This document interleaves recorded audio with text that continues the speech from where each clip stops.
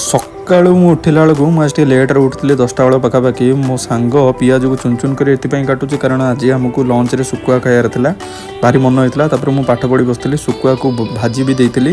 ତାପରେ ମୁଁ ମୋ ସାଙ୍ଗ ବସିକି ବାଦାମ ଶୁଖୁଆ ଆଉ ମାଛ ତରକାରୀ ଲଗେଇକି ପଖାଳକୁ ଖାଇଥିଲି। ଯେଉଁମାନେ କହୁଛନ୍ତି ମଦ ଗଞ୍ଜେଇ ଦୁନିଆର ସବୁଠୁ ବଡ଼ ନିଶା ହେଉଛି ଜିମ୍ ନିଶା। ଥରେ ଜିମ୍ ଯାଇକି ଦେଖ, ବର୍ଷାରେ ଓଦା ହେଇକି ମୁଁ ଆଉଛି ଜିମ୍ କରିବା ପାଇଁ।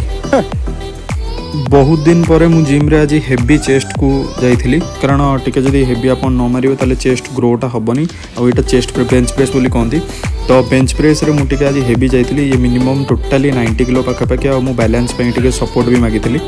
ତାପରେ ମୁଁ ରୁମ୍କୁ ଆସିଲା ପରେ ମୁଁ ଦେଖିଥିଲି କି ମୋ ସାଙ୍ଗ ଯିଏ ବିଷ୍ଣୁ, ସିଏ ବସିକି ଆରାମସେ ଚିକେନ୍ ଗୁଡ଼ାକୁ ପୁରା କଷା ଟାଇପ୍ର କରିକି ରଖିଛି। ମାନେ ମୁଁ ଦେଖିକି ମୋ ପାଟିରୁ ପୁରା ନାଳ ବୋହି ଆସିଲାଣି ସେଇଟା ଦେଖିକି। ତାପରେ ଇଏ ହେଉଛି ସେ ପିଲା ବିଷ୍ଣୁ, ଯିଏକି ଏତେ ସୁନ୍ଦର ଚିକେନ୍ ଭାଇ ଆମର କଷା ବନେଇଛନ୍ତି। ତାପରେ ରାତିରେ ମନ ହୋଇଥିଲା, ମୋର ଆଉ ଗୋଟେ ସାଙ୍ଗ ଲାଲୁ ବି ଆସି ପହଞ୍ଚିଥିଲା। ତ ରାତିରେ ମନ ହୋଇଥିଲା ଟିକେ ପିଜା ଖାଇବା ପାଇଁ। ତ ସବୁ ସାଙ୍ଗମାନେ ମିଶିକି ପିଜା ଅର୍ଡ଼ର କରିଥିଲେ। ଆକ୍ଚୁଆଲି ମାନେ ଆମେ ସମସ୍ତେ ଖାଇଥିଲୁ, ତ ଲାଲୁ ହିଁ ଅର୍ଡ଼ର କରିଥିଲା। ଆଉ ଆମେ ଆମ ଡିନର୍ କରିକି ଆରାମସେ ଶୋଇପଡ଼ିଥିଲୁ।